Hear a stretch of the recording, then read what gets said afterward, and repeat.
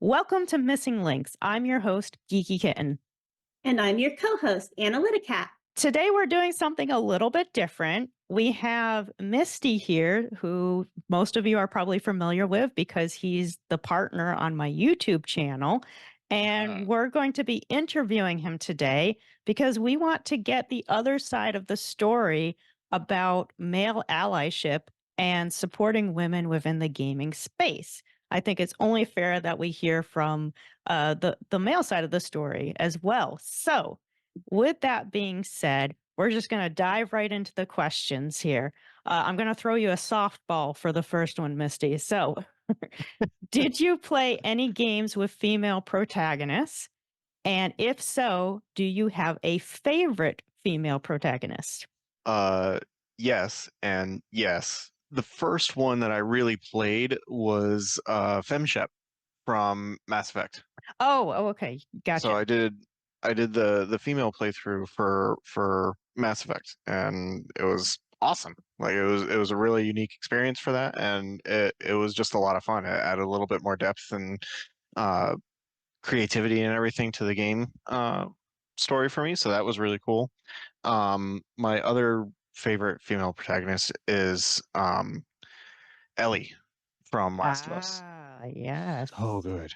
That's a So good choice. That's a yeah, good choice. Did so you good. finish the second one yet? Or Oh, I did. you Yeah, did? Okay, I couldn't one of remember the if you had. yeah Okay. one of the few games that I actually made it through to the end for each one, and it was just because I was so drawn to the story. It was such fantastic story writing. Very invested. Oh, yeah, absolutely. It was fantastic story writing. It was fantastic character growth and development, Mhm. and it was amazing. And for playing as a male playing a female main character on those games for part of the time, because obviously in the first one most of the time you're playing as Joel until the Yep, later part of the game, yep. but especially in the second one, like there's so many more concerns or emotions that it makes you feel because you're not used to that perspective. At Mm. least from my side of things, you're not used to seeing things from that way. Like oh my god, like what's this person gonna do to my character, or what's this, and at that point we've been playing it so long, it's just like what are they gonna do to me, like that's horrible, that's terrible. um Interesting. So, and you actually play as 2 female characters in The Last of Us because 'cause you're yep. split between Ellie and Abby, 2 very different characters, but both Yes. women. So, you mentioned kind of experiencing, like, different emotions and different concerns playing as a female character. So, there's a part in The Last of Us Part 2, and I guess spoiler warning here, but at this point, most people probably know about this. Um Hopefully by this point. Abby is captured and she's being dragged. So I know for me, as a woman, when I saw that, I was thinking, "Oh man, are they about to like rape her?" Yeah, Like that's what that's what came I in my was mind. I'm thinking. wondering if the so you had that experience too. Oh, So absolutely. so that felt kind of unique then to have that particular concern about what's Oh. about to happen to your game character versus Hmm. when you were playing like Joel in The Last of Us Part 1. Yep. Like that didn't come up in mind like, "Oh my god, are they going to rape him?" But rather, "Oh my god, are they going to kill him?" But then you Yes. play as a female and suddenly there's this shift Yes. in Which what you're thinking is going to happen when someone gets violent. exactly, which I mean, Interesting. granted, I mean the same could be said for the male characters, like Sure, sure. you know Happens to them too. that could have happened as well for them. Yep. However, I think a lot of it is either common misconceptions or common, oh, what's the word I'm looking for, stereotypes, I guess, for Mhm. lack of a better word.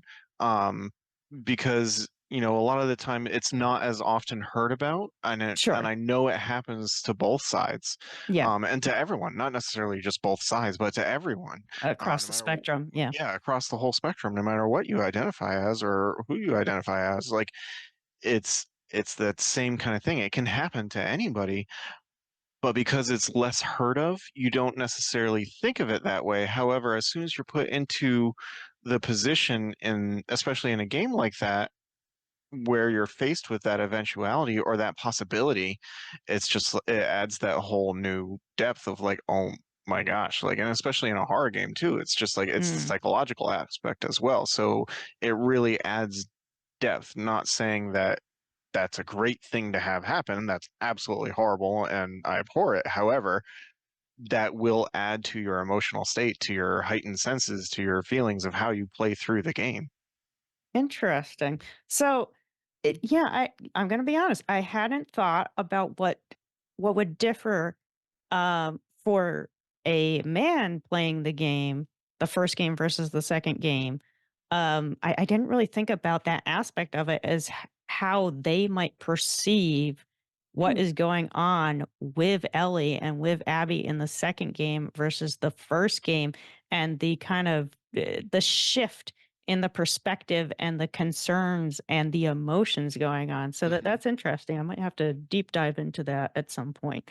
But I just found that response really fascinating and unanticipated because, as a woman, just speaking to media in general, I'm so used to inhabiting male characters on the regular and seeing things through their perspective, and it never occurred to me how jarring it might be to be a man playing as a woman, to see that from a less represented perspective, Mm-hmm. and just how original that experience might be and how unexpected it might be. Yeah.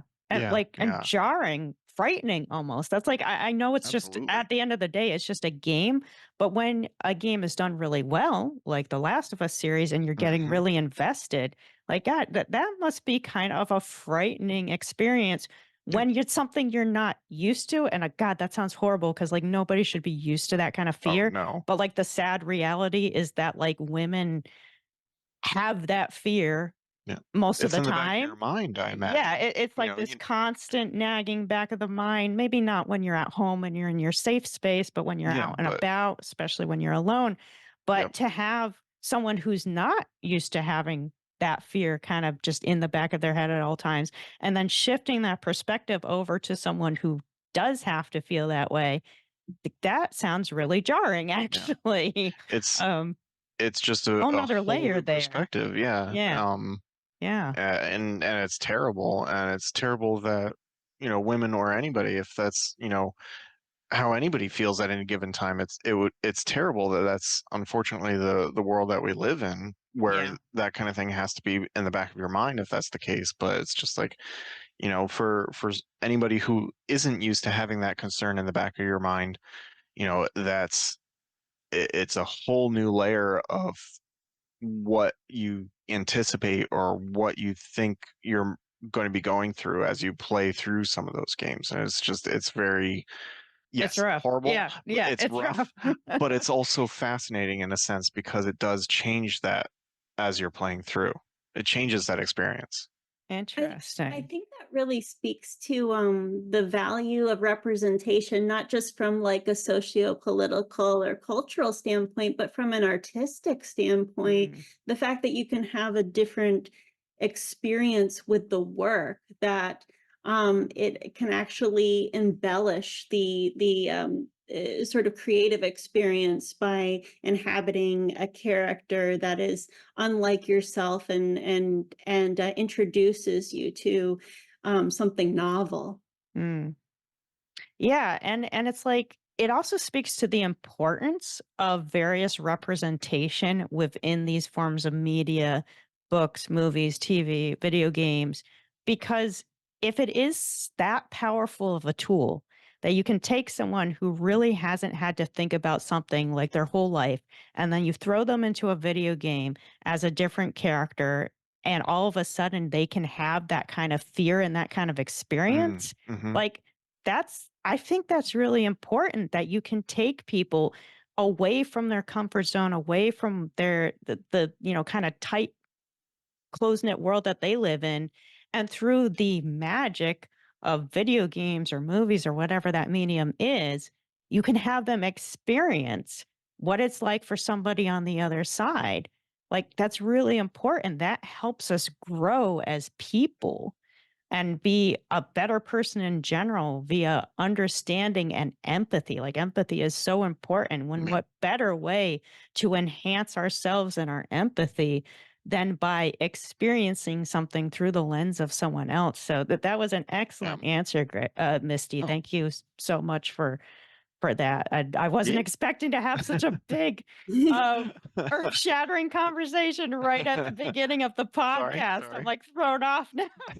Yeah, No, that Sorry, was I'll that do you was came out wonderful. swinging with that. That Right? was Right? awesome. Just like I well, now, definitely learned something. very first answer was just bam. well, now all the rest of my answers are gonna suck. So enjoy. That was the plateau. It's all downhill Yeah. from Nope. here. Nope. Everybody gets one. That's it. Okay. All right, all right.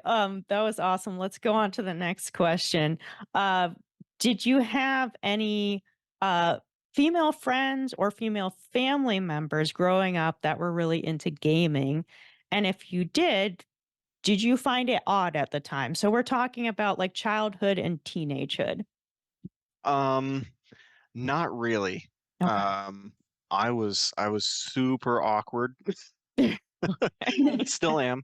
But I was incredibly awkward when I was younger, and I didn't really have a whole lot of friends growing up. Hmm. I had a couple here and there, but not a lot, and definitely no like uh no girlfriends or No, anything when I was gotcha. little.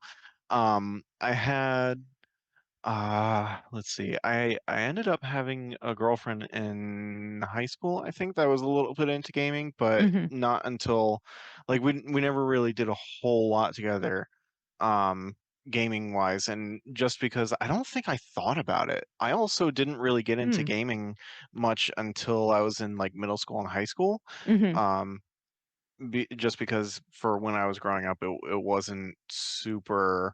Yeah, it was It still kind wasn't of like it was gaining traction, but it wasn't yeah, huge. Yeah. and it wasn't really encouraged. Like my parents had very traditional values, and so it was, the whole kind of thing where like, okay, well, we don't want you to have a whole lot of screen time, which I don't have anything against even now. Like I'm not like, oh, I wish you had let me do all this stuff, but it just wasn't as important to me then as it is now. Mm, Um, so not a whole lot, but again, it wasn't. I didn't think about it, okay. which I think speaks quite a lot.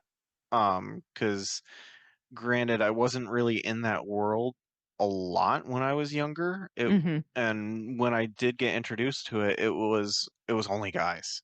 Mm, It was only okay. only the boys in my classes or only my guy friends. It was that was it. Like it wasn't like, oh well, we should invite her to join us as well. She might enjoy it a lot. I Okay. think when I was growing up, guys were more outspoken about it. So Mhm. from what I from what I remember anyway, I feel like guys were more outspoken about enjoying or playing games of any sort like that, whether tabletop or video games or anything. Mhm. And I don't think it was as encouraged Yeah. for women because I mean I have a sister and Mhm. she's an older sister, but it wasn't. She was definitely not interested in any of that. Gotcha. So it was like, you know, yeah, I don't think it really came up a whole lot. Mm, okay. Interesting. And I think I feel like if we interviewed, a group of like 500 men or something, that a lot of the responses would probably be similar where it's like, yeah, that just didn't really come up a lot. I Yeah. had a group of guy friends and, we'd hang out together playing D&D or, Diablo or whatever was big at the Right. time. LAN parties, stuff like that. But like Yep. there probably wouldn't be the thought in a lot of those guys' heads at the time and at a younger age that like, oh, what about Marissa? I'm just making up a name. Mhm. Marissa might be into this. Why don't we invite her? Or why don't we invite Kaylee or something? Like, I don't feel like there would be a whole lot of that like background thought, like, oh, what about this female friend? Should Yeah. we invite her? What if this is something she would actually enjoy? Because unless the female friend actually came out and said, "Oh, I like that too. Can I join?" Like, I don't think anyone would have had like the foresight to actually make the introduction to begin with. Like, Yeah, I don't think guys so at the either. time, and not saying all of them, but generally guys at the time, they didn't really have the motivation, the inclination, or anything like that to say, "Hey, friend that happens to be a girl, do you think you would like this? Do you want to check it out? Do you want to join us?" Like that just wasn't really going on. Yeah. The girls had to make it known that this Mhm. was something they were interested in to even get an invitation. And then even sometimes when they made it known, they weren't getting invitations. Well, So and that's the other part of it too. So, like, for any of the women, I feel like that could have been interested, that would have had a great time, who I would have had a great time playing those games with. There's also that stigma of like, oh, well, I like games.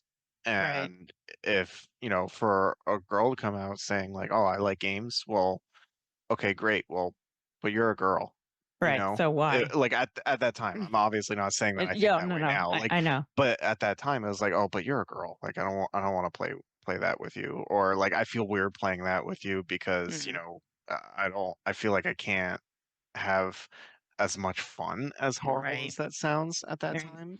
Um, so I don't know. It's weird. Kids are weird. Yeah, that is very true. That is very I true. But they're also very much sponges, so they are Oh, soaking up what's very true. around them, you know? So Absolutely. I was just gonna say, and I'm probably gonna date us myself and Geeky Kitten. I'm gonna really date us with this observation, but growing up like you in a very culturally traditional background, there was just a ton of gender segregation. The gender binary was very, very limiting socially. yeah. Boys and girls, they fell into these archetypes and there just wasn't a lot of crossover. You didn't feel like as a girl um that you could, be a particularly outspoken about your more stereotypically masculine interests, and there really was a kind of culture of no girls allowed in those Mhm. spaces. So Mm, it was unlikely that you would even try to infiltrate those spaces or try to socialize platonically with boys. yeah. Yeah. No, that's true. Thinking back to our childhood, like I was someone who was interested in gaming rather early in my life. But because I was a girl and gaming wasn't really marketed for girls yet, or even that closely associated with girls yet, um, I always hesitated when I found out that, another friend was a gamer or was interested in gaming. I was very kind of quiet about those interests. Now that did shift over time. And, by the time I became, like mid teenager, 15, 16, I was a lot more open about that stuff. And at that point, I, happened to meet guys who were into it, who were at least open to the idea that, oh, girls might enjoy this too. So that was good. But as a younger person, like say 9, 10, 11, 12 or so, um, I was very kind of shy and quiet about the fact that, hey, I actually would like to participate in this too.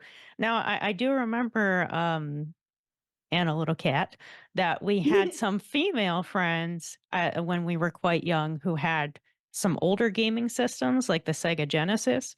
And we would sometimes play stuff over at their house. But in that situation, it was all girls. It was me, it was you, and two of our girlfriends. That was it. There were no guys involved. So that might have made it a lot easier to be upfront that, like, that Mm, looks interesting. Can I try? Because it was just a group of four girls versus going over to someone's house where there's guys and girls, like our friends from Springfield, Mhm. um, that pastor and his family, they had 2 girls and 2 boys, if I remember correctly. So, like, that was kind of a different dynamic, and it was harder to, kind of ingratiate yourself, if you would, to the guys to be like, "Can I try that gaming system?" Especially when there was, like, an expectation that if you go over to their house to hang out, the expectation is you're hanging out with the girls, not the Oh boys. yeah. You're Like, the like boys go totally off and do their partitioned. own thing. you hang out with, Yeah, you're daughters staying A and here. B. So like so it's partially kind of on the families too, because there is just this embedded expectation that if the girls go to hang out, they're to hang out with the girls. And the only way that they're going to hang out with the boys is if everyone's hanging out together. And then you're doing something that's quote unquote appropriate for both genders, you know? Yeah, And I think another thing too that kind of gets in the way of the a more collaborative and kindred male female dynamic is that at least when you're a kid or more so when you're a teenager, my experience was that you had to prove that you were cool. Like that you Mm. were the cool girl. Now they're calling it pick me, but it was just cool girl back then, like 30 years ago. Right.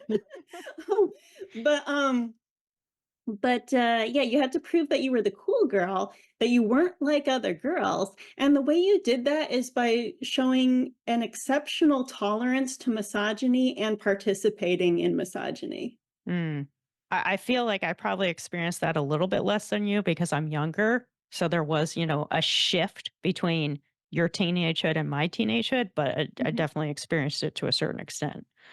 I could see that going on for my sister as well, I think. Yeah. Because It's I mean, as I said, she's older, so yeah. you know, she had more the motherly instinct for me as well, because I think she felt very protective of me, you Mm. know, um, especially when I was younger. Um, so that added responsibility or just that expectation, I think, for a Right. lot of women when they're younger like that, it plays a big part of development. As the older sister, there was probably an unspoken expectation that she acts like a secondary mother to you Yep. growing up, just because she was the older sister. Yep. Yeah. Exactly. Like, as an older sister, I can definitely vouch for that there is more, gender-specific responsibility involved with being an older female sibling. Right. So, next question. Um, and I don't know that this question is going to drive much of a response because it's related to the one I just asked, but did you ever try to introduce any female friends or family members into gaming? So that would probably relate the most to your sister because it sounds like you didn't Yeah. have a lot of female friends when you were younger. So did you ever try to get your sister into gaming or No. another female family member? No, not really. No. It was for me when I was growing up, it was one of those things that, I knew she wasn't interested, so I never bothered to ask. Mm, Um, I feel that, I mean, once I made friends with somebody, I was like, "No, you're friends. You're good. Like you're cool in my book. Like I don't care what else is going on." And I was always like that, even when I was little. I was like, "No, I like what I like. You like what you like, and I don't care what anybody else says." Um, so that kind of stuff wouldn't have bothered me. So I feel like if I had made a a f- a girlfriend and she was interested in not made, I guess. That sounds weird. But if I had a friend who was a yeah. girl, um, and I discovered that she was interested in gaming, I would have been like, "Well, heck yeah, let's play. Like, Right. let's do stuff. Like, If that what had what come kind of things do about. you like?" Yeah, if that had come about, I feel like I would have encouraged it for sure. Um, But you Mostly weren't just going because out I of like your women. way to be like, "Hey, Sarah, come play games with me and No, Billy," or unfortunately whatever. not. I wish I had. I really do. I wish I had. Because I feel like that I would have had a lot more fun when Oh, I was would little. have had a better time. Um, But yeah. there was no I, encouragement of it, though, no, to keep in no. mind. Like, nobody was saying, "Hey, Misty, make sure you invite Sarah to that, LAN party you're about to have," or, Right? "Hey, did you remember that's, Marissa, said that she might be interested in this?" Like, nobody was, Yeah. giving you that little push in the right direction to kinda remind you that, "Oh, girls might be interested in this too." Or that friend I Exactly. have that also happens to be a girl, maybe I should try to include her in this kind of activity. Yeah. And I mean, like from the opposite side of the spectrum too. Like Analyticat and I, like, it's not like we were getting encouraged from our family members to be like, why don't you ask Timmy to, to play his PlayStation with him? Why don't Yeah. you ask him if you can borrow his Game Boy, or why don't, like, it's not like we were getting encouragement either to try to get into these things, to try Yeah. to reach out across the aisle, so to speak, and be like, "Hey, can I try that? Hey, let me have a turn." Hey, like that wasn't happening on our end either.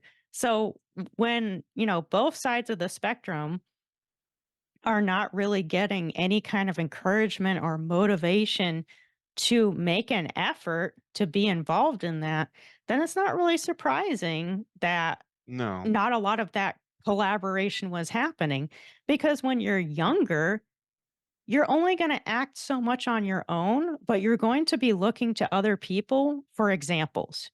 You're going to be Yes, looking to very much so. parents, siblings, um, teachers, but other important figures in your life for an example. And if all the examples are kind of falling into these kind of stereotypical positions of, well, I'm a woman, this is what I do. Well, I'm a man, this is what I do, then that's not really helping you figure it out. You figure out No. how to be more inclusive in your activities, So, unfortunately, the answer is not surprising Yeah. due to But that. I think also a lot of it is just because look at what was available previously to our parents. True. True. I mean, This was new to they them. might I mean, a lot of that stuff was new. I Yeah. mean, if you think about it, So it's how do only you been even about like what, navigate that? 50, 60 years or so, maybe 70 at most, Right. where games have really, started to come about, or even, within the past 30-ish years or so, where games have come to the forefront more. Right. I mean, Right. who knows? A lot of times they might have reacted to something with fear because they didn't understand it or they Right. didn't want to understand it. So they didn't want to offer it to their kids as something to do because They didn't they even didn't get it know. themselves. They didn't Yeah. yeah, they didn't get it. They didn't understand. They didn't want to, have their children involved with something they didn't understand. So it's that comfort zone. It's, what are What we am I familiar with? familiar And with? that's Yeah. I feel like that's more of like a case study kind of like at that point where it's like, what do you actually go in to allow your kids to do? Is that only based off of your own experiences as a child or as Right. you were growing up, or are you allowing them, you might be super scared about it or you might be unsure about it, but are you allowing them the opportunities to go and do things that you would normally have nothing else to do? Or Mm, are you going to learn about something first before going to allow them to do something right. or What's that encouraging them to approach? do something? Like, what approach do you have to parenting? Because I think that speaks a whole volume as well. Mm. Yeah. No, that's like, I guess that could be its whole own conversation about like the dynamics of parenting and how that influences people as a gamer, or people who might have been gamers who ended up turning away from it. Yeah, that's a Right? whole another conversation. Yeah. And something that seems to recur over and over again that I think definitely impacts kids and the sort of media they have exposure to um, in terms of parental censorship is this satanic panic, Mm, Hmm. mhm. which affected Dungeons and Dragons and affected, stuff like Ouija and affected, I think some video games like Diablo, didn't Yeah, it? And Oh, yeah, yeah, yeah, so yeah, yeah. It definitely had an impact on video very games much too. so. I think D&D got hit the hardest though. I think so. And I think that was just because it was more accessible. It wasn't Right, because I mean games at the time was super expensive. right, Whereas right. you buy a, $10 board game or a $10 box set of, whatever To whatever the get started D&D with book D&D, to and get, yeah, yeah, like that's yeah, completely different, I think. yeah. Um, so I Most of think it that just just required got paper. exactly Paper and like dice, yep. I think that's why that got hit as bad as it did was because it was just more accessible. Yeah, yeah, more people could participate. okay, so now that we've done the softball questions, let's get the scoop on some more serious issues. Um, do male allies, do you think, receive pushback from the manosphere when they stand up for women in the gaming space? Good I question. think it Kind of a tough one really, though. yeah, a little bit. I think it really depends on the game, as weird as Hmm, that sounds. interesting. Okay, let's hear more on that. So, I mean, you have things like Halo, things like Destiny, League of Legends, Hmm. anything along those lines. You have, obviously there's a diverse fan base, of course. Sure. Um, and I feel like everybody should be able to play whatever the heck they want to play. Like, who Hmm. cares? Like, you enjoy what you enjoy. I've always held true to that for as long as I can remember.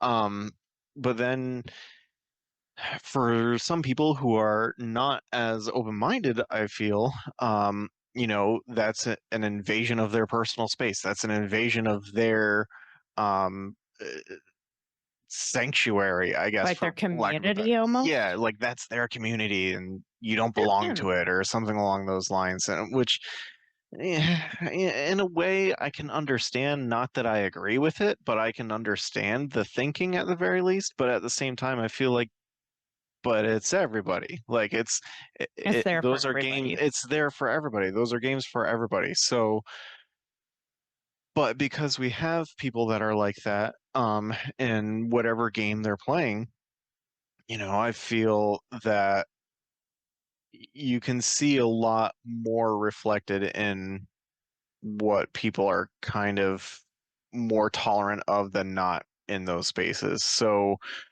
So I you, uh, sorry, so you no, no, think it's okay. that if a guy was playing something like Call of Duty, for instance, Hmm. um, so an FPS, so if a guy was playing Call of Duty and his friend Sarah was playing with him, Hmm. and Sarah started getting some harassment from, other guys on the game, Yep. do you think he would get harassed in response to standing up for her and being like, "What the heck, man?" Like, "Why Oh, are you absolutely. treating her poorly, or why are you talking to her like that?" Okay, so Absolutely. okay. Yeah. I mean, and he may tolerate it. He may just laugh it off. He may push back and be like, no, you know, F screw you, you. man. Yeah. Like, screw you, man. Like, no, let her play. Like, who cares? Like, she's having fun. We're having fun. What does it matter? Right. Um, that would be the best outcome, but, he might not, depending on how he feels or if he's trying to impress anybody himself. Like, it's all, Maslow's hierarchy of needs, it's psychology at that point, Mm, mhm. and it's what people feel safe and what people feel comfortable with, or if they feel like they have something to prove, they're going to tend towards whatever feeling their initial reaction is going to gear towards. So that brings up another kinda interesting branch off of that then. You talk about the psychology behind it, which you're absolutely right, there is a psychology behind it. So, what about the psychology behind the people who are doing the bullying, right? So, like, not to say that it's acceptable because it's absolutely not acceptable, but are they acting out for similar reasons, perhaps, as the person who is actually standing up for the woman in that gaming space? So obviously, it's coming from like a different Yes, direction, but like I feel like there's kind of a connection between it's why the guy is standing up for the girl and yep, why the guy is bullying the girl. yep. And here's psychology wise, I feel like that it's the exact same thing, but for different reasons. And they're going to do the exact same thing in response, but for different reasons. Mm. So one's going to bully the other because it's an invasion of their space and they don't want whatever is going on there. The other one's going to fight back or bully the other one because they're wanting to defend or they're wanting to look good for the girl that's joining them or that's playing with them, or it's the same kind of thing, but two sides of the same coin, that it's just depending on what side that you're looking at it from. What about people who really are just friends? There's no ulterior motive involved, like, "Oh, I need to impress this girl Hmm. because I want her to get me out of the friend zone," or something like Hmm. that, but, like, we're just friends. So, do you think maybe there's kind of a separation there between, well, when you're young and stupid and naive, because let's admit we all were stupid and naive when we were young, um, Yep. your approach is going to be kind of dictated like psychologically by the drive to impress, whereas maybe there's a shift when you get to adulthood or maybe even like, late teen years where it's no longer that drive to impress, but more a drive to um support. Yes. Like is it kind of the difference of the dynamic between him, kids and adults, and how they might be a male ally? Yes. I think there's definitely a difference, and if that drive to impress isn't there, or that you know uh, whatever sexual tension is there, if Mm. there is any, then that's going to play a part of it.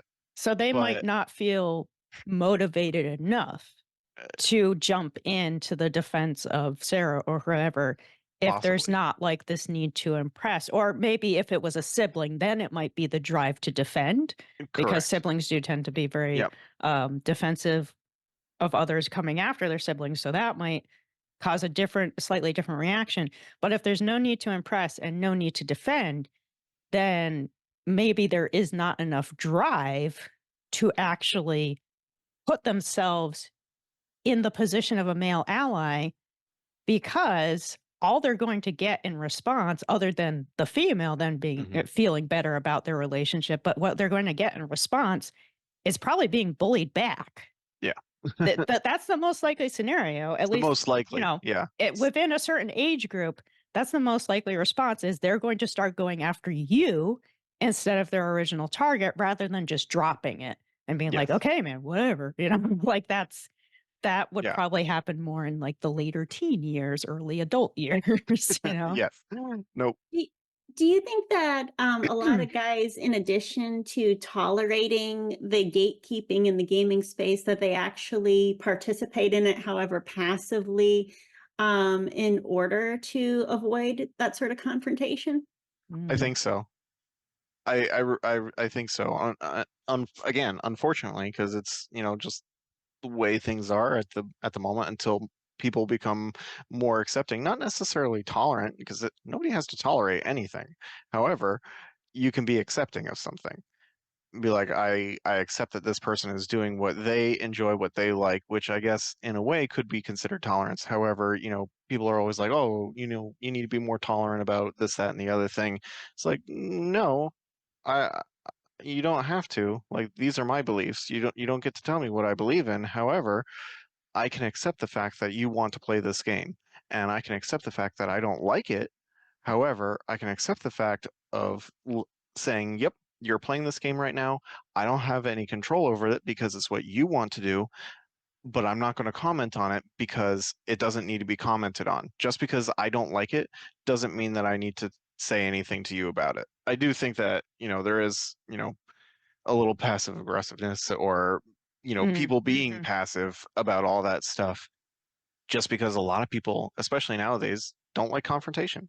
They don't want to deal with it. They don't want to deal with the backlash from any group they're with, whether it's a friend group, an outside source, or anything, or some Mm, community, work, or anything. yeah. Nobody wants that backlash anymore, or that confrontation, which is Yeah. sad.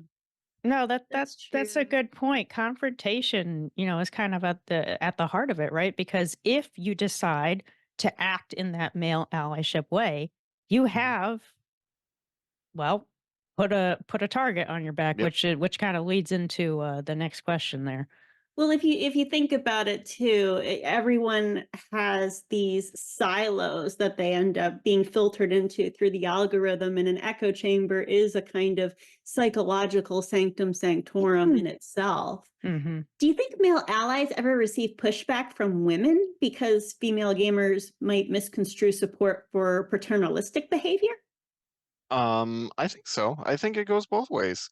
Um, I think in some cases, not all, but I think in some cases, um, women might push back against the men in the community for whatever they're doing for almost the exact same reasons. It's either insecurity, it's either a feeling of insecurity, or a feeling that, no, I belong in this space too. You need to let me through to this space. Um, and then oddly enough, which is really sad, and I hate that, that I think that this is probably the case. However, but I feel a lot of women feel like they have, if not all, feel like they have something to prove, or a lot of women feel potentially like they have more to prove in some cases, to be accepted or allowed into these spaces, or Mhm. feel like they are part of these spaces. So there's that drive, I think, for a lot of women. I mean, I'm speaking in generalities. Obviously, I have Sure. no freaking clue what goes on in anyone's mind, and Yeah. I don't want to, blanket speech for everybody. However, Sure. this is Sure. just things that I have observed, Right. and Right. what I have thought. These are my own thoughts and opinions. Hmm. And I would love for people to talk to me about them, because the more I know, the more I can better myself. Sure. Um, but it feels like a lot of women seem to have that sense of like, oh no, well they have more to prove, so they're going to try harder, you know, Hmm. or they're going to feel like they need to try harder or do more things, or put themselves out there more in more of those uncomfortable scenarios, because they feel like they have more to prove, or things along those lines. So you never really know um what is going through someone's head in those spaces. That definitely resonates, even outside the gaming space, where it's like, in school, if I'm bad at STEM, I'm a stereotype. You're expected to fail at any number of things. If I'm bad at sports, I'm a stereotype. Mm. So there is this sort of drive to survive, in that you are not only trying to uphold yourself individually, but uphold your entire sex by not being a disappointment in all the ways that you are expected to be a disappointment by default. Mhm. Right. Right. Yeah. And there's just a ginormous amount of pressure on well on both sexes, let's be fair, but Yeah. especially on the women's side of things when it comes to like basically proving yourself. Yep. They're just and obviously I don't buy into any of that because it's a bunch of hooey, but Yeah. like there's just seems to be this expectation that if you are a woman, then within the school space, within the workspace, within the gaming space, basically within any space, you should work harder to prove that you are talented or smart or one of those things. Whereas, like, a man can come in and it's like just kind of assumed, like, oh, well, Yeah. we're just going to assume that Mr. Smith, who came in for this director position, is qualified for it and smart and is going to do a good job. Whereas Mrs. Smith came in and we wanted to see a whole lot more evidence on that resume, on that cover letter, in the interview. Maybe we even did an extra interview to make sure that she was qualified and smart and could do this job. And I feel like it's kind of the same way within the gaming sphere where, you know, Joey comes in to play Call of Duty and there's just kind of this assumption that they're at least okay at it, like they're Yeah. at least decent at the game. But then Sarah comes into that space and everyone's going to expect her to do horrible, just Yeah. absolutely fail, be the drag on the entire team. So Sarah has to work 10 times harder than Joey to prove, like, no, I'm actually good at this game. Like, let me show you. And it's just kind of like this never-ending cycle of the expectations continue. So the women making their way into the gaming space, because generation after generation after generation of Mhm. people, they're going to keep filtering in, come in thinking, well, I'm only going to be accepted in this space if I somehow make a name for myself, if I somehow prove that I'm not a drag on the team or I'm fun to play with because I don't suck so terribly that like it's no longer fun. There's definitely something to be said there for that having an impact, circling back to the question now, that having an impact on how women would respond to male allies trying to be there for them, trying to support them. You know, that support may not feel all that inviting to people who are so used to having to prove themselves. In fact, it may feel passive aggressive and it may feel patronizing. Like, "Oh, you're giving me a pat on the back like, 'Hey, good job.'" And you genuinely mean it. But Sarah turns around and is like, WTF? You Yeah. didn't think I could do it?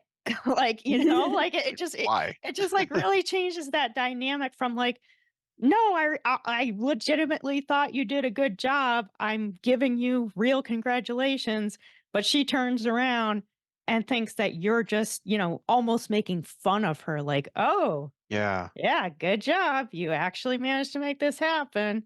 Like, yeah, just And then it's an unfortunate dynamic there, but it gets perpetuated. It gets perpetuated by the toxicity and this kind of closed gate community aspect of the gaming space.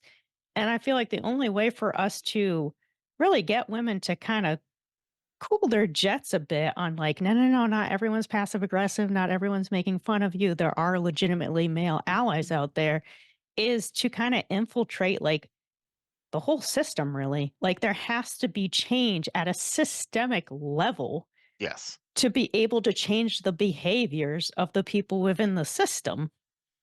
absolutely. That The was a long-winded response, but No, no, it's true though, because like until like if anybody wants that change to happen, people are going to have to start really really thinking working at it. and working at it. You know, patriarchal societies from Mhm.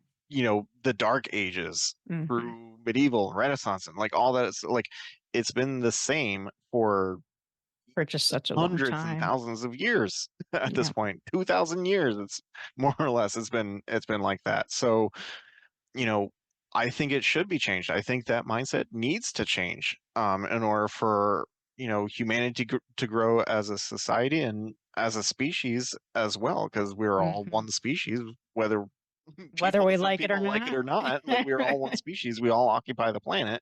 Yep. Like if we want all that to change, we actually have to work at it and we have to Yep. think about it. Like, and we have to start treating everybody like human beings. Yep. Yeah, and I So, like that's kind of the essence of the whole thing is right.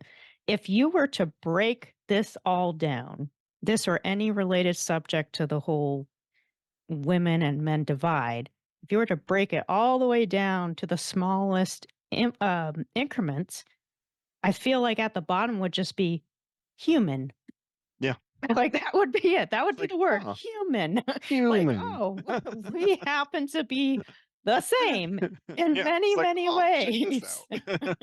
Like I think there's just seems to be this disconnect that if you break us all down on like a molecular level, like it's gonna be basically the same damn Right? thing.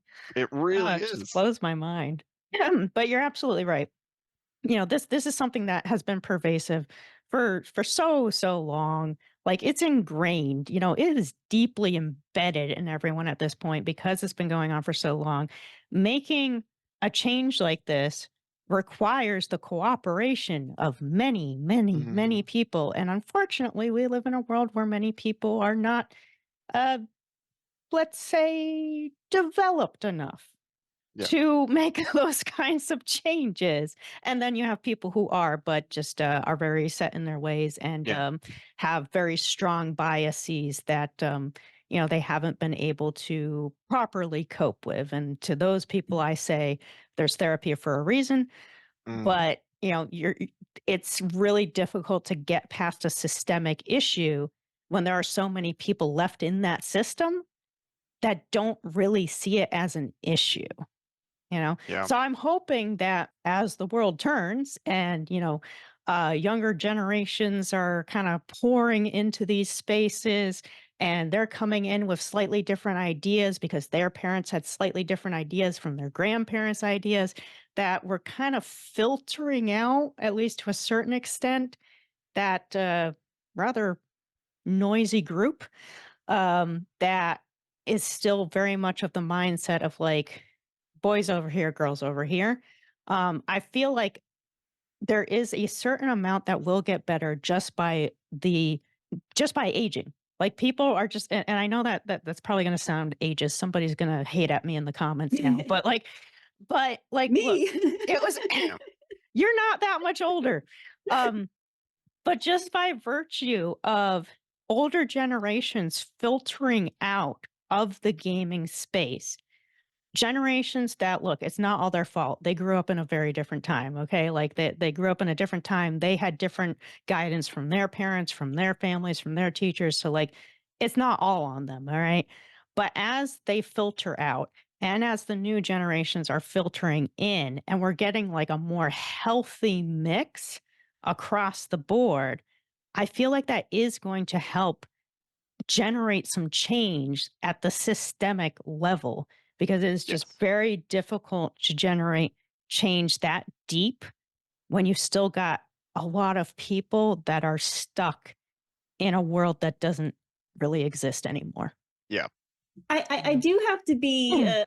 a little bit contrary wise here, Okay, that's fair. and just point out that the digital era did seem to usher in a certain amount of intellectual feudalism, where it gave a safe harbor to people who are amenable to some incredibly backwards ideas, Oh, yeah, mm, absolutely. all the way back to the Bronze Age ideas, things that our grandparents would shudder at. This Mhm. is true. Yeah, it should not be ignored that um there are people from newer generations who have found the wonders of the internet, uh, and have been poisoned, um, and to, people even our ages that, uh, are definitely toxic within the gaming space, and maybe it has absolutely nothing to do with their parents or their grandparents. That might just be something they developed on their own. So I don't want to like throw everyone's parents and grandparents under the bus because that's not always the case. It's just that, No. we are creatures of our experiences and our environments and everything. So like you do have to at least take under consideration that some of the people that behave this way, they're doing it because they were exposed to it, Oh, or they're absolutely. doing it because they weren't exposed to the right way to behave, Mhm. you know? I think we can almost regard the more recent generations, the generations of the digital age, to be in as much as we had the silent generation, now we Mm. have the loud generation. We have squeaky wheels that get all the algorithmic grease, and I don't Mhm. think they're in any way representative of the majority. No, I don't Um, think so either, but they're a loud minority. but the ideological minority is changing the landscape of social media, in a way that can be quite threatening to equality, to democracy itself. Yeah. And so I mean, I'm not saying that the way things have been digitized and the new access and exposure we have to different lived experiences isn't a good one. It's phenomenal. We have more information than ever before, not just Mhm. on data in general, but on the human experience, on the LGBTQIA community, Mhm. on communities of color, on indigenous communities. We know more about those experiences now, and that is a means of facilitating empathy, Right. and allyship. But at the same time, it is that squeaky wheel. Yeah. Um, and the algorithm favors this toxicity, which speaks to our current topic, um, misogyny in gaming and other media spaces. Mhm. Yeah, absolutely. The 100%. reason that the algorithm favors it is because the algorithm is favoring whatever is getting the most attention because Mhm. that's what the algorithm is supposed to do. The algorithm is representative of the audience. So the algorithm is going to, basically put its claws into anything that is generating a lot of views, a lot of comments, a lot of Mhm. engagement, a lot of watch time. when you're talking about algorithm from the YouTube perspective, which it works similarly on other platforms too, not just YouTube. Mhm. Um, it, it works because it gets people to engage, Yes. unfortunately, negatively and positively. But the thing is, the algorithm only cares so much whether that engagement is negative or positive, and more cares about engagement because it's working off of, does this get people to interact, to view, to watch, to click on, etc.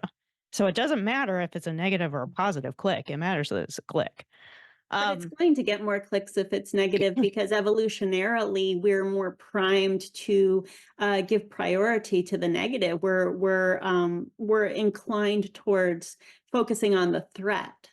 yeah, Hmm. that's fair too. So, final question from me. How can men make the gaming space safer for women and each other? And how can women find these male allies within the gaming community? Feel like we Um, were leaving off on kind of a tough one, huh? Mine will yeah, be I easier, was I on a swear. roll for a bit. um, no, I think, Well, sorry, we'll break it down. So how yeah, can men make the gaming space safer for women and each other? um, just less negativity in general, I think. Okay. Less negativity. Um, it's not necessary. I mean, obviously there's the back and forth of, uh like in, for instance, Destiny, you get an awesome kill, or you were on a win streak and then you took the guy out and be like, oh yeah, what now? But there's that kind of stuff, which uh, Like it's the good playful fun, the playful competitiveness. Yeah. competitiveness, yes, but at the same time, we don't need full on negativity. We don't Right. need that, you know, those jarring instances of just complete unacceptable behavior, really. And that just goes with, hey, be a decent person. Right. Like be a decent person in general, right? Like Like, yeah, like why you got to making do this? Be a decent making person. making the gaming space safer for women and for men and for everyone on the spectrum really kind of boils down to that when you think about it, is just be a good person, Yeah, a good decent person that treats people the way that, they would want to be treated, following the golden rule, as it yeah. were. Like there's And not a it's whole that lot else simple, to isn't it. it? It's pretty much Yeah, that simple. I was just gonna Um, say I love the KISS rule. Keep it simple, stupid. You know. Yeah. yeah, Yep.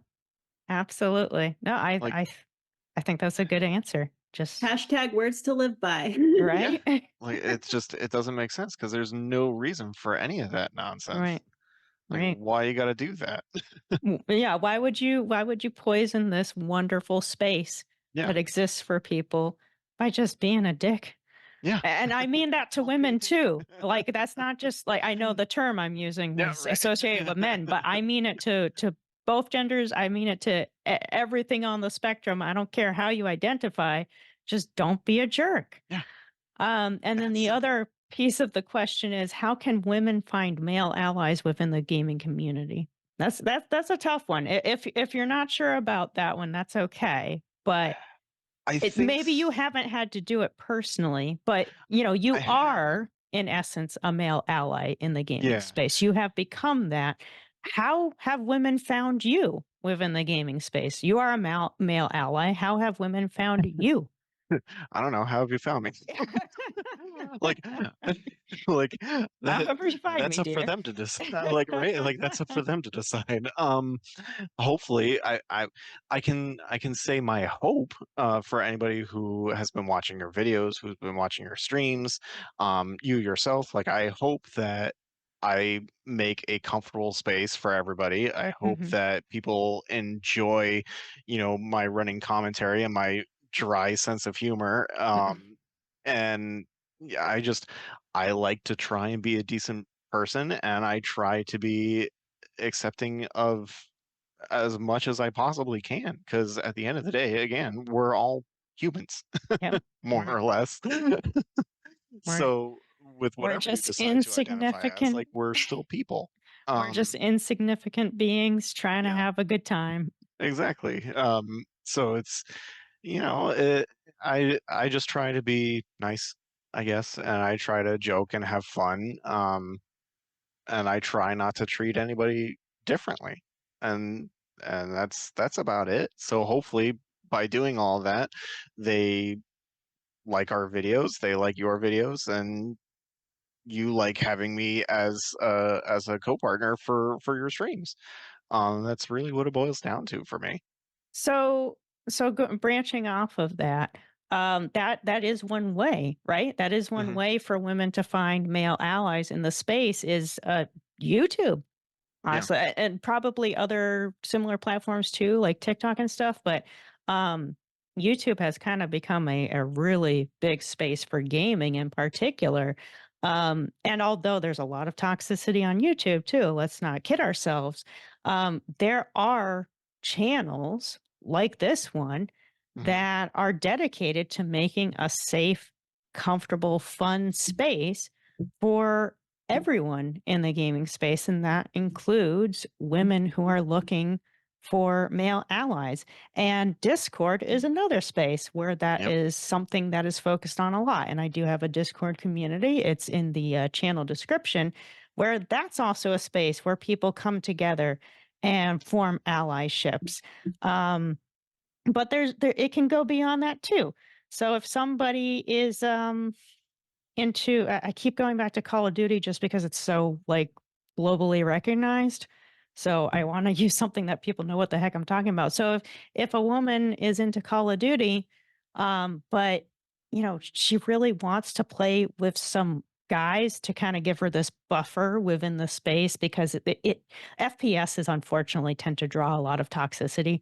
It's just something about that Yeah, genre that, like, just tends to draw, a tough crowd. that's true. So if she wants to surround herself with a few friends, maybe kind of a couple girls, a couple guys, a group of people, so that she can be on a team with those people and have a more positive experience while playing it. And she doesn't have those friends already from school, from work, whatever the case may be, then even spaces that can be dumpster fires in some ways, like Reddit, you Yep. can go on there and you can find subreddits that are dedicated to supporting women in gaming. I'm in one of those subreddits myself. And you can go in there and you can find guys who are in there who are thrilled that women are part of the gaming space Yeah. because they want more perspectives going into the development of games. And the thing Yep. is, if you don't make a space for women at the table in gaming, then it, it impacts the development of games too. And maybe that's something that people don't think about quite enough. It's like it's not just about um the people playing the games. It's also about the people making the games. And if you Very just much. want the same stuff churned out over and over and over again, okay, well, I guess you're good with, companies like EA and stuff, Activision, just, making the same things with some little changes here and there. But to really have a diverse variety of games out there, we need to hear from a diverse group of people, not just the same people and over again. And that means having a space at the gaming table for women, for transgender people, non-binary folks. We need to open it up to everyone if we're going to have the best roster of games available to play. Because Yes. otherwise, it's not going to tap into all these different perspectives and all these different experiences. So Absolutely. that's something to think about as well. And that was very long winded. So, did you want to It's add true though. anything to that, in a little kit? I would, concur with that opinion that a diversity of perspectives is absolutely necessary to broadening the creative spectrum. That it's not just about being politically correct. In fact, I would argue that art is never about being politically correct. But it is about the exploration of the human psyche, of the human experience. And if Hmm. you close yourself off and you wall yourself in the let's say the palace of a single mind, Mhm. then you are never going to be able to build world, never going to be able to build character the way you otherwise would. Yeah. No, Yeah, I'd absolutely. agree with that. That's a good statement. Last thing I'll add on this is just for those who are watching this who are within one of these minority groups, whether you're a woman or you're trans or something else along that spectrum, and you're having trouble finding that male allyship in the gaming space, please know that you are very welcome here. If that Absolutely. if that hasn't been clear enough already, please know you are welcome here. You are welcome to join the Discord community. This is a safe space. The Discord is a safe space, and also we're not the only ones out there.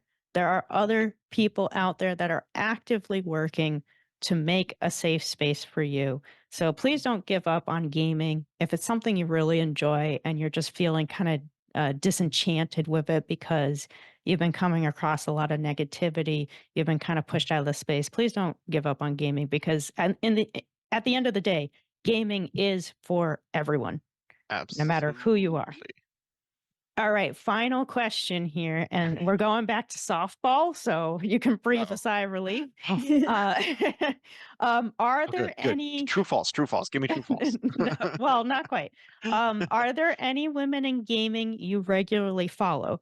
This could be a game developer, a voice actor, an artist, a streamer, a YouTuber, just a woman that is involved in the gaming space in some way.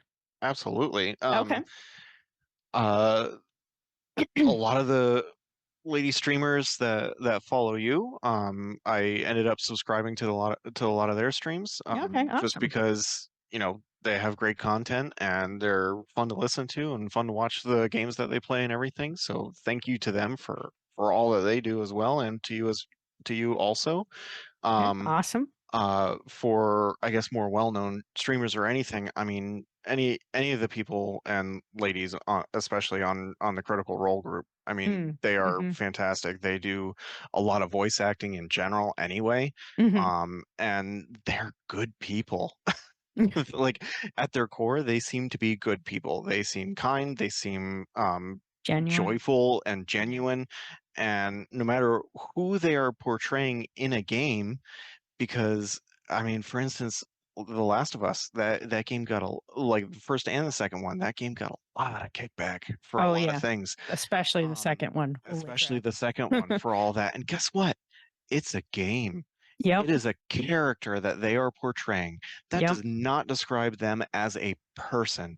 Yep. And they themselves are wonderful people. Yep. Wonderful people. They're such a joy to listen to. Yep. And I've been watching them for years. And all the games and stuff that they portray, I mean, I haven't played all of them, and Sure. I would love to play more of the games that they've had a part in. Mm. But especially like those voice actresses, awesome, like hands down. Like I feel like a lot of things, a lot of people in general should strive to be of their mentalities, I Mm. think, and their ethics, Awesome. for lack of anything else. So yeah, kudos to all you lady gamers and voice actresses and everybody starting to do all that stuff out there. Like that's great. All right, awesome. So, Critical Role, that's a pretty good choice. Now I haven't seen a lot of it personally, only because it would be such a time investment at this point to get into it. That's really the only reason. It really is. It But really is. I know of it and I've seen little bits of it. I know Ashley Johnson, who played Yep. Ellie, Laura Bailey. is a critical. Laura Bailey's on Critical Role. Yep. Yep. I did not realize that. Yep. Okay, Laura Bailey as well. Um, so yeah, that's a pretty good group of people to point to, I would say, for just, passionate gamers who are generally good people. I'm sure they've had issues with some people, but generally good people Probably. on that cast. Um, and kind of shining a light on the more positive parts of gaming, right? We Yes. need more of that. We need We more really do. people to be in this gaming space with us and shine a light on all the wonderful things that come with being a gamer. whether Yes. that means that you're just playing games all the time or you're actually building games or you're drawing the artwork for games, but just being a part of what really should be like the most awesome community ever and has the potential to be. It has the potential to be it. We just Yes. need to we just need to dive into some of those systemic issues and carve out the rotten parts, Yes. And just essentially. be better people in general. Yeah, better people in general. Absolutely. All right, that was the final question. Any final thoughts there, Analytic Cat? So I don't know if you guys would agree with me, but to my mind, gaming is first and foremost, like any other fiction, about escapism. Hmm. And I sometimes wonder why there is this effort to dismantle the shield of escapism that surrounds this fantasy. Mhm. Um, that there is a kind of film around the narrative that allows you to um, sort of remove yourself from the toxicity of the real world, and yet people keep on Bring bringing it it back in. in. Yeah, they They really keep do. bringing it in and sort of contaminating that space, if you will. And I just wonder why, if they don't value gaming the same way, um, if they're not getting the same value out of it for some reason, and so they don't have this natural inclination to preserve what is, what makes fiction what it is, what makes it so positive, what makes us as a species storytellers. So I agree with you that it is about escapism, just like movies are, TV, books, etc. It's Yeah. all a form of escapism. As far as why people are, dragging back in the toxicity, like why would you do that to the thing that you're supposed to use to escape from toxicity? Um, that I would say is kind of a deeper, like psychological issue, Yeah. actually. And I know I'm kind of You like could write a don't thesis on don't pull don't pull out that. the bachelor's degree now, but Right. like really like I feel like that is a much deeper seated issue where now you're getting to like an individual level of, well, for one thing, is this the kind of person that thrives on chaos? Because we know there are people out there that they got to have drama no matter what. That is something that like fuels them with energy.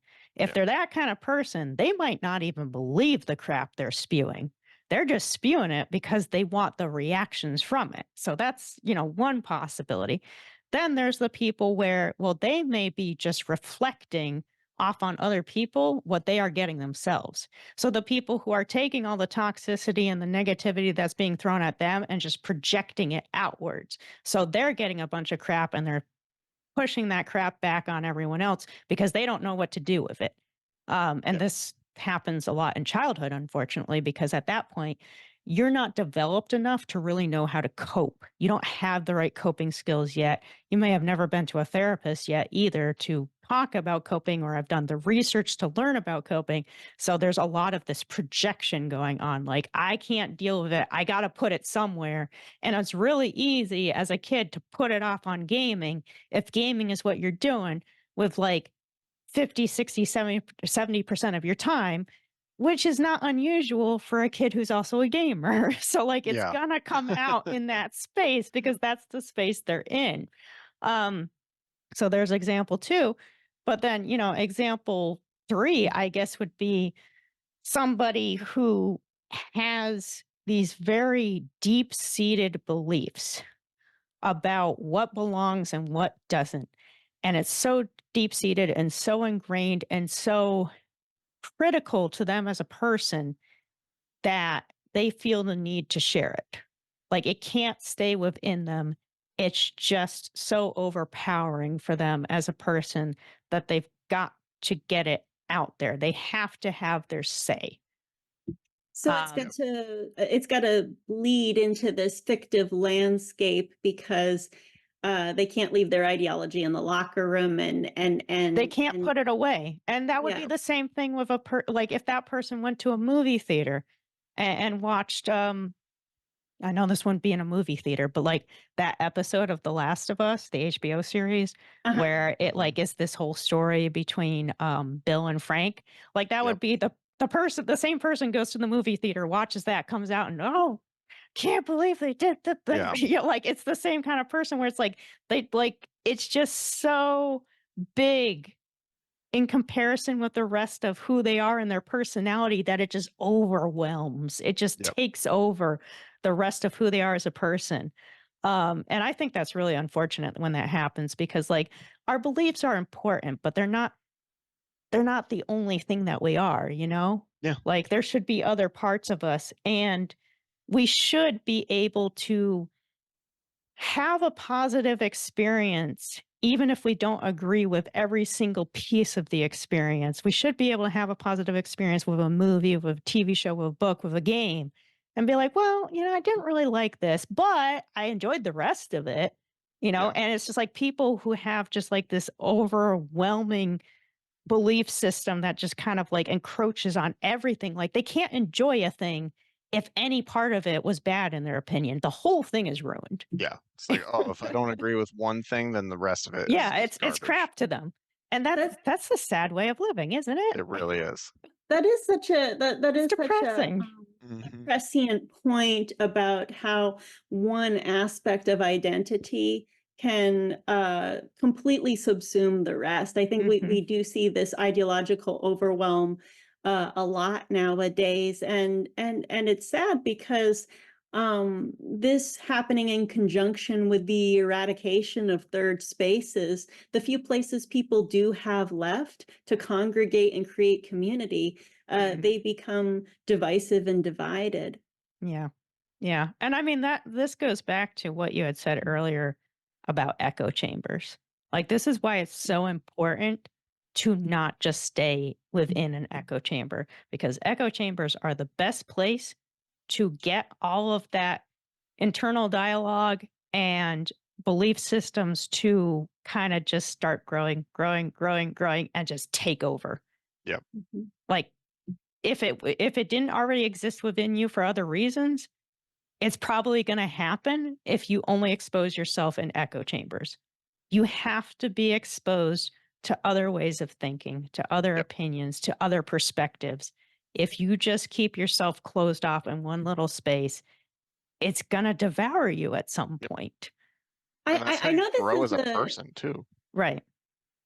I know this is a bit of a perhaps a controversial reference at this point, but it reminds me of Harry Potter and the Order of the Phoenix, and Voldemort getting inside Harry's head, and more it's isolating him, it's cutting him off Mm, from his community. right. And Luna Lovegood observes that, well, if I was the Dark Lord, I would want you to think that you were alone. Mm, Yep. mhm. No, that's a Fear really good tactics. comparison to make. Hmm. Absolutely. And a lot of these uh, channels, and I'm using the term channels generally, not like specifically YouTube channels, um, they really prey on people, They use scare tactics, they use scary language, they use dominating language. They do try to make you feel alone, cut off, misunderstood. I guess there was kind of some deeper things going on in that statement from Luna, huh? I didn't really think about it when I was reading it at the time, which was many years ago now.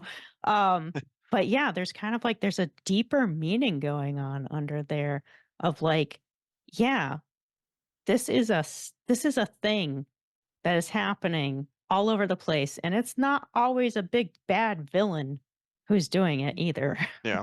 It Sometimes doesn't it doesn't have to be a Voldemort, it can be a parent, it can be a colleague, it can be a teacher, it can be a mentor, it can be a Could be friend, like anyone. or well, someone you think is a friend. It's all over the place, unfortunately.